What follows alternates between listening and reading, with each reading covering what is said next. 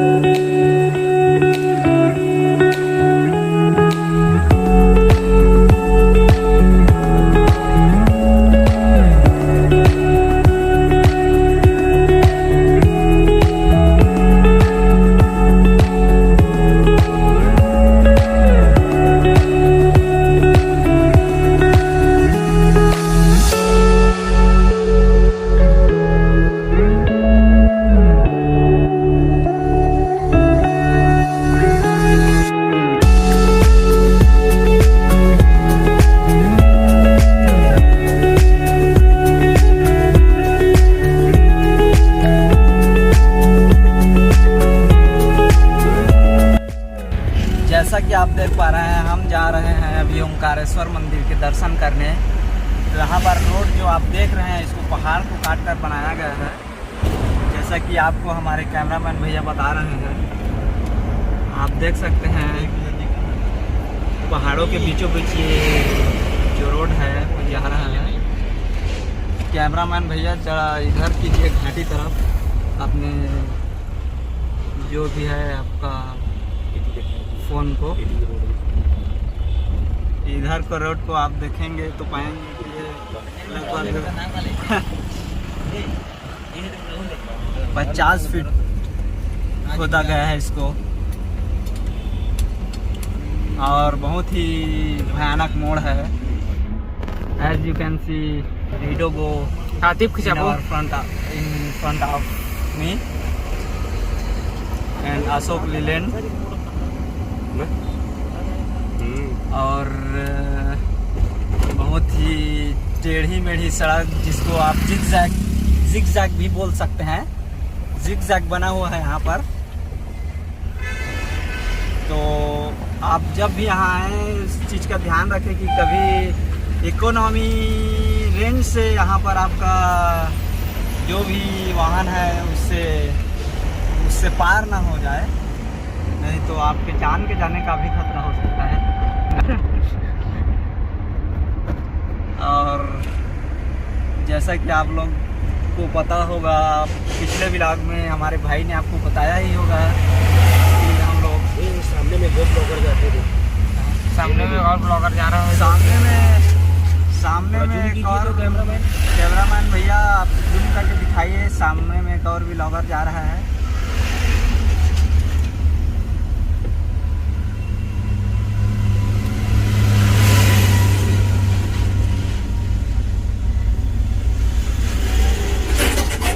देख ही सकते हैं भाई लोग, हमारे जो गाड़ी है उसके स्पीड मीटर 20 से ऊपर नहीं जा रहा है। इतना धीरे धीरे स्पीड में चलाना पड़ रहा है गाड़ी को।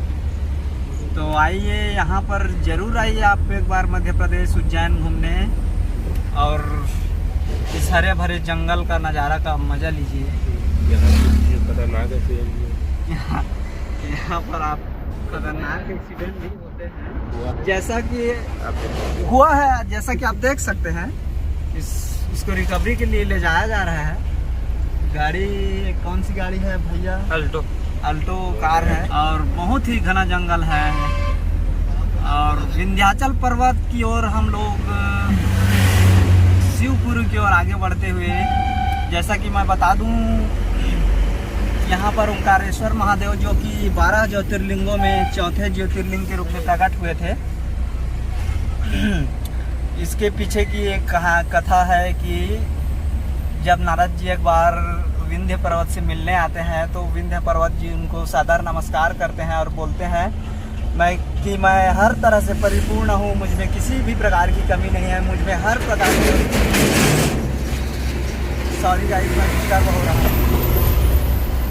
नॉइज़ पोल्यूशन यहाँ पर आप जैसा कि देख पा रहे हैं, बहुत ही वाहन है तो नॉइज़ पोल्यूशन हो रहा है। बात को आगे रखने जा रहा हूँ तो विंध्य पर्वत बोलता है कि मेरे में किसी भी प्रकार की कमी नहीं है, मेरे में हर प्रकार की औषधि पाई जाती है। इस बात को सुनकर नारद जी को लगा कि ये थोड़े अभिमानी हो गए हैं और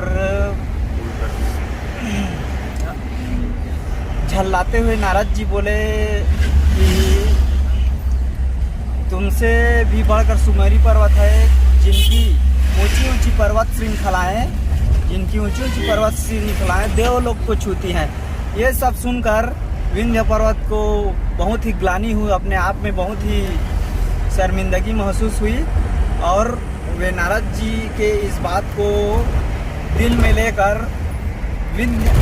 में लेकर जहाँ पर आज ओंकारेश्वर मंदिर आप दर्शन करते हैं, वहीं पर जाकर 6 महीने शिव जी की उन्होंने घोर तपस्या की और शिव जी इससे बहुत ही प्रसन्न हुए और प्रकट होकर उनको बोले कि हे विंध्य पर्वत, तुम जो भी वर मांगना चाहते हो मैं तुम्हें वही वर दूंगा। तो हाथ जोड़कर विंध्य पर्वत बोले कि मुझे ऐसा विशेष ज्ञान दीजिए जिससे मुझे हर कार्य की सिद्धि हो। तो श्री बाबा भूत बावन भोलेनाथ जी बोले विंध्य पर्वत ऐसा ही होगा, कहकर उसको आशीर्वाद दिया। इस घटना को देखकर देवलोक से देवतागण और ऋषिगण भी आ गए और जय जय महादेव की जय जयकार करने लगे और महादेव से एक विनती की कि आप एक रूप में यहाँ पर भी स्थापित हों।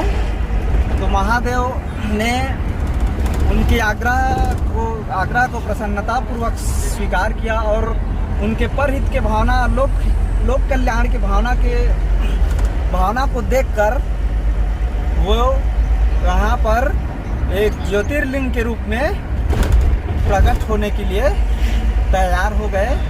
जी हाँ दोस्तों, इसी ज्योतिर्लिंग को ओंकारेश्वर ज्योतिर्लिंग कहा जाता है, जो 2 भागों में विभक्त हुआ।